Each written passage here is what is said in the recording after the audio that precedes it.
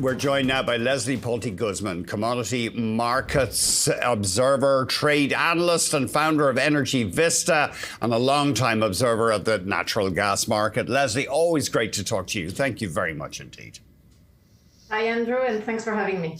You note that LNG and these trade tussles, I guess it's not really a war, but there's negotiations, but Asian countries are, Korea and China, especially South Korea and China, are using LNG as a weapon, as a trade tool to potentially exert pressure on the United States?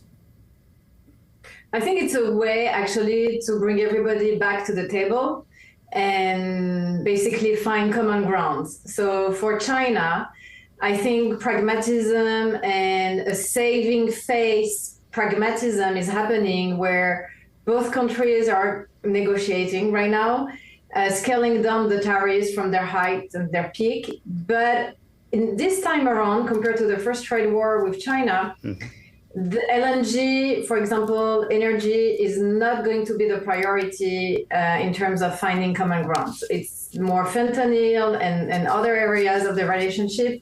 I think this time China doesn't need US LNG, and it's not going to play such a big part. Oh, that's interesting. But South Korea has been offering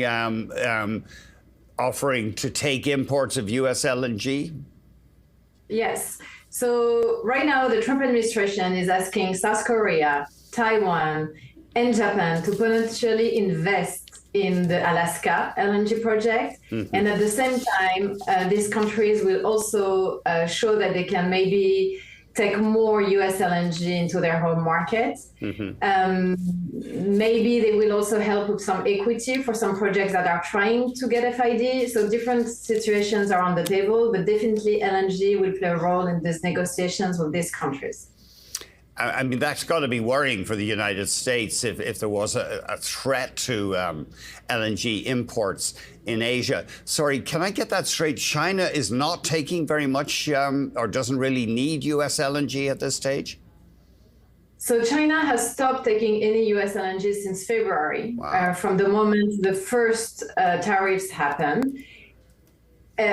China has been on an ongoing diversification strategy. So gas-to-gas competition, different sources of gas, pipeline gas from Russia, Central Asia, LNG from multiple suppliers. And what is often underreported is the amount of domestic production of gas from China.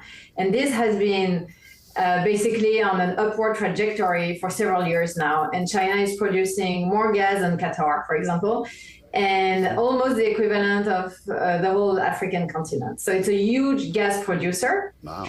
And that means that they are less dependent potentially on imports, specifically from the US. I mean, they have this diversification strategy. It doesn't mean that right now, because they are negotiating, I actually think that they could take, you know, back again a few cargoes here and there, but it's not, their consumption of gas is not going to depend on the US.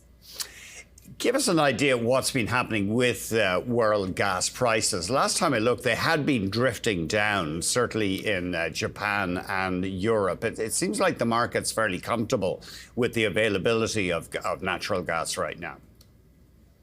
So we had a few fluctuations depending on the geopolitics, on the trade situation, and market fundamentals.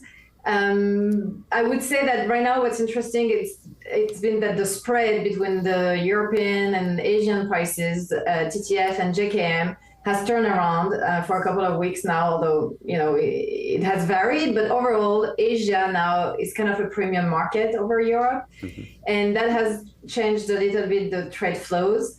So it's going to be interesting to see if now that Asia and potentially China, the prices are more competitive, will US LNG return to Asia to a bigger extent compared to Europe? As you know, like since the war in Ukraine, Europe has been the predominant market for US LNG based on pricing signals and demand. And finally, it does look as though the fear of a global natural gas glut is still hanging over the market. But Shell says they're a huge player. Of course, they wouldn't be delighted to see it glut, but they say, well, it's a good thing. It'll help the world get off coal. But is there a possibility that in the next few years, we'll find out too many LNG export terminals have been built in the US and elsewhere?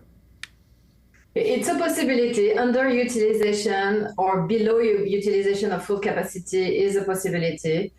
Now, I think it's good for energy security around the world. There are other considerations and many uncertainties in the demand puzzle. Gas is definitely part of the mix right now as a stable supplier, as a stable supply for the industry, petrochemical industry, but also for power generation. Because we need a stable, reliable grid. And right now, when you look at all the potential new technologies that could displace gas, none of them is readily available, but gas is abundant, potentially even more affordable in the coming years, and commercially here, available, ready. So I think it's a no-brainer right now to bring more gas to the market so that prices are coming down. And will enable this kind of energy evolution and multiple transitions where we're in, where we need to make it cleaner also, this gas, less methane leakage, potentially enabling CCS and other technology, but for now, it's here to stay. Leslie, always great talking to you. Thank you very much indeed. Leslie Palti-Guzman, commodity markets observer and founder of Energy Vista. Coming up,